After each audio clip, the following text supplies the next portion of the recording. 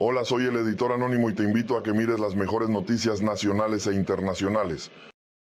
El día que el infierno salió de la tierra. La historia del terremoto del año 1842. Una historia real que mis abuelos siempre me contaban, vivida en carne propia por sus bisabuelos.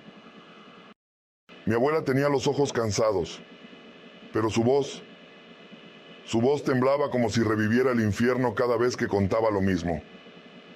Me lo dijo más de una vez, desde que yo era niño.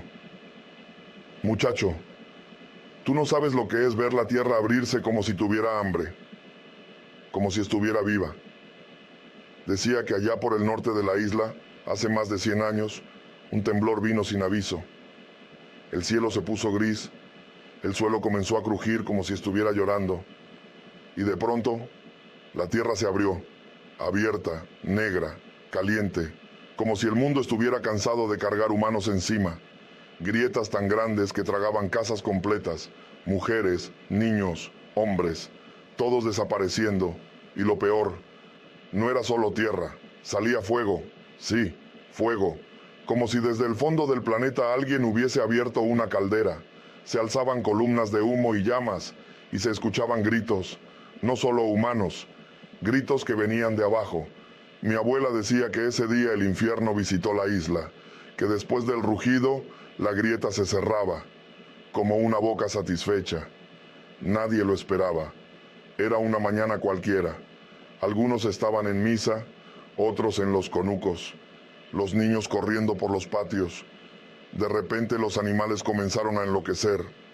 Los perros ladraban al suelo, las gallinas volaban sin dirección y los bueyes se tiraban al suelo llorando. Entonces llegó el temblor, primero un quejido, luego un golpe, un sacudón que arrancó campanas de las iglesias y partió árboles en dos.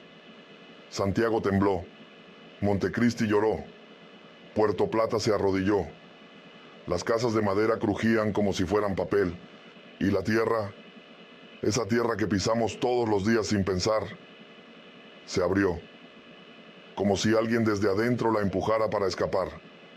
Dicen que una grieta se tragó una calle entera, que los que caminaban por ahí no gritaron, no hubo tiempo, solo el silencio. El fuego brotaba con fuerza de los huecos. Algunos decían que era el azufre del infierno.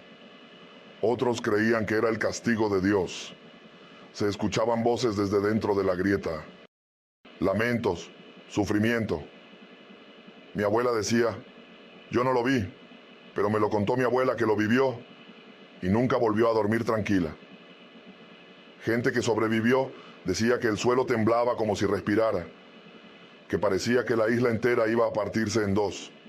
Fue un sábado, 7 de mayo del año 1842. Según los archivos antiguos, amaneció tranquilo. Pero algo en el aire no estaba bien. La gente decía que había una nube rara en el cielo, una nube oscura, espesa, como una capa de humo que no se movía. No había brisa, no corría el viento.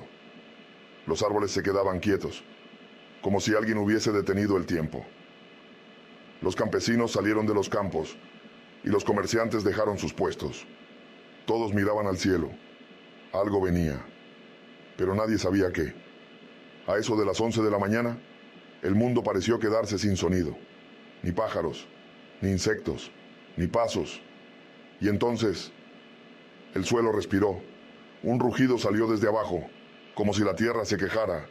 Luego un segundo golpe. Y el desastre comenzó. El gran terremoto de 1842. Lo que vino después fue el infierno. Las calles comenzaron a quebrarse como cristal. Las casas colapsaban unas sobre otras. En Santiago, decenas de iglesias se vinieron abajo. En Cap Haitien, en Haití, más de 10.000 personas murieron aplastadas en minutos. En Montecristi y Puerto Plata, la tierra se abría como si tuviera vida propia. Y de esas grietas salía fuego. Llamas, ceniza, polvo negro. Algunos decían que vieron personas siendo tragadas vivas por la tierra y que las grietas se cerraban, como si la tierra no quisiera que salieran de nuevo. Los que lograron correr no sabían a dónde ir. Las calles se partían, los ríos temblaban. Algunos ríos, dicen, se secaron por minutos, como si el agua también hubiese huido. Las montañas escupían piedras. El mar se alejó de la costa y regresó en forma de una gran ola asesina. En medio de ese caos, muchos se arrodillaron y comenzaron a rezar, no por miedo al terremoto, sino porque pensaban que había llegado el juicio final. Unos decían que era castigo por los pecados del pueblo, otros aseguraban haber visto figuras humanas dentro del fuego, con gritos que no eran de este mundo. Los demonios salieron del suelo, gritaban algunos, pero la mayoría solo lloraba. Lloraban por sus hijos que no salieron de la escuela, por los abuelos que no pudieron correr, por los amigos que se fueron en un segundo, tragados por una grieta que nadie pudo detener. Ese día, el norte de la isla quedó en ruinas, y aunque los libros de historia lo cuentan como un terremoto más, para nuestros abuelos fue algo distinto. Fue una advertencia, porque cuando la tierra se abre y el fuego sube, no es solo un temblor, es el mundo diciendo, hasta aquí. Mi abuela me lo contaba no para asustarme, sino para que yo no olvidara, porque el que olvida su historia está condenado a repetirla. Y hoy que el mundo juega con armas nucleares, con bombas, con orgullo, siento que aquel día de 1842 podría volver, tal vez no como un terremoto, tal vez no con fuego del suelo, pero sí con fuego desde el cielo. Y esta vez, nadie vivirá para contarlo. Después del terremoto, el dolor que siguió al horror. Cuando la tierra dejó de moverse, no quedó silencio, quedó miedo. La gente no sabía si lo que acababa de ocurrir era un castigo de Dios o el inicio del fin del mundo. Las casas estaban en el suelo, las calles llenas de polvo, gritos y cuerpos sin vida. Muchos no podían ni reconocer a sus seres queridos. Estaban cubiertos de sangre, tierra o aplastados por los escombros. Los sobrevivientes corrían de un lado a otro, buscando entre ruinas, sin saber qué hacer. Algunos lloraban sobre cadáveres que no tenían forma. Otros gritaban nombres entre los restos, nombres que nunca obtendrían respuesta. Los días siguientes fueron aún peores. El olor a muerte llenaba el aire. No había ataúdes, no había espacio. No había sacerdotes suficientes para dar sepultura. La gente comenzó a enterrar los cuerpos en fosas comunes a la carrera, porque los animales salvajes y la descomposición aceleraban la tragedia. Las enfermedades empezaron a brotar entre los que quedaron vivos. Fiebre, vómitos, diarreas, infecciones y un miedo constante a que la tierra volviera a sacudirse. Muchos creyeron que era el apocalipsis y no era para menos. No existían hospitales preparados, no había gobierno que pudiera organizar el caos. Las madres caminaban con sus hijos muertos en brazos sin saber a dónde ir.